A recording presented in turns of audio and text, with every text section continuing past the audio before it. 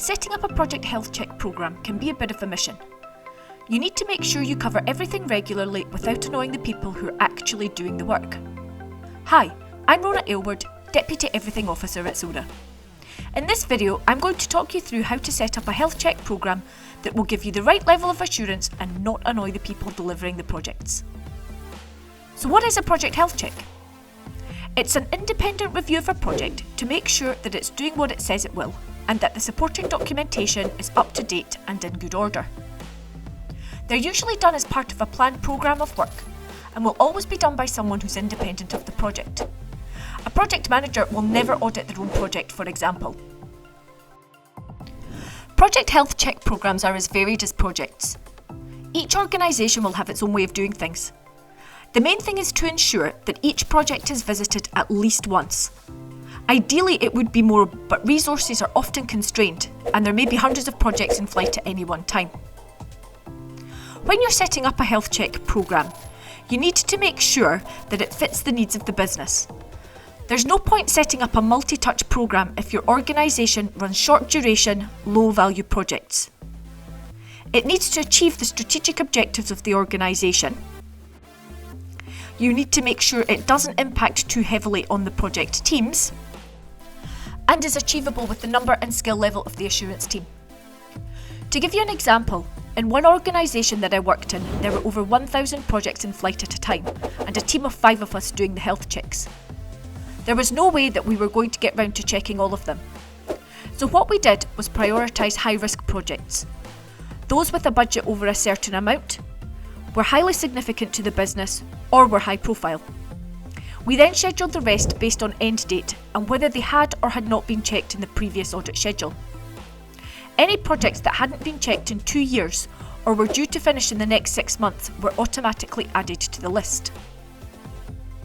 Health checks in this organisation typically lasted a week and involved in-depth interviews with multiple people. It was really intense, took up a lot of people's valuable time, and was also pretty stressful for everyone involved. The programme was also universally hated by the project teams, which made it even harder to do our jobs. Did it get results? Somewhat. Was it a good use of resources? No. Could it have been done better? Absolutely. In truth, the health check programme was nothing more than a box-ticking exercise to ensure the organisation maintained its external certifications. So how do you make it better? When you're responsible for setting up a programme of health checks, you need to make sure that you take a really pragmatic approach. There's definitely not a one-size-fits-all template out there. The complexity, frequency and types of checks you'll need to put in place will vary depending on the type of business you're setting the programme up in. For example, health checks in the food industry are very different to those in the IT industry. Depending on where you're at, you may also have to factor in legislative requirements as well. A good health check programme should cover all the projects regularly, but without being a disruption to the project team. You also need to make sure that the projects have at least one in-depth check where the team is interviewed face-to-face. Finally, you need to take into account the independent QA checks that are required to maintain external certification and compliance with government standards. The programme I set up had 3 different levels and was planned at the programme level. The Level 1 check was the most frequent and least invasive check. It covered the following areas: risks and issues, resource management, stakeholder engagement, scheduling, change control, document management, and interdependencies. Each area questionnaire had 15 questions that the person doing the check needed to answer. It was a desktop review and was done completely independently of the project team, so there was no disruption to the day-to-day work. The results were presented every month at the project steering committee. One thing to note is that not every area was checked every month. Each area was checked once per quarter or at every stage gate, whichever was less frequent. Someone from the PMO carried out the Level 1 checks. It was always by someone who was not involved in the project in any way. The results of these checks were recorded and were used to help guide the Level 2 checks. For example, if we found during our Level 1 checks that the people on the project kept changing, we'd flag that up so it was an area of focus during the in-person interviews. The Level 2 check was the traditional project audit and lasted a couple of days. It consisted of a series of in-depth interviews with the various people directly and indirectly involved in the project. It also included an in-depth document review. Level 2 checks were always carried out by people with formal assurance audit qualifications. The results were presented to the Project Steering Committee and the Programme Manager. Finally, the Level 3 check was the external review.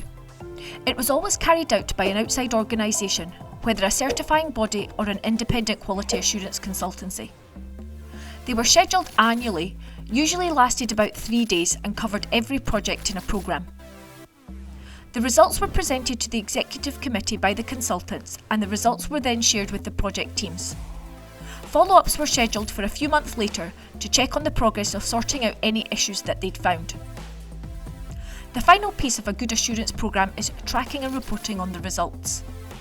The best way to do this is to have a tool.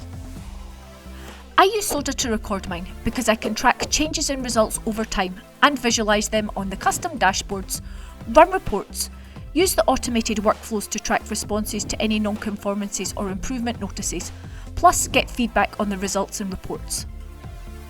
Logging results is important for a few reasons. 1. It lets you track performance over time, as well as identifying any trends.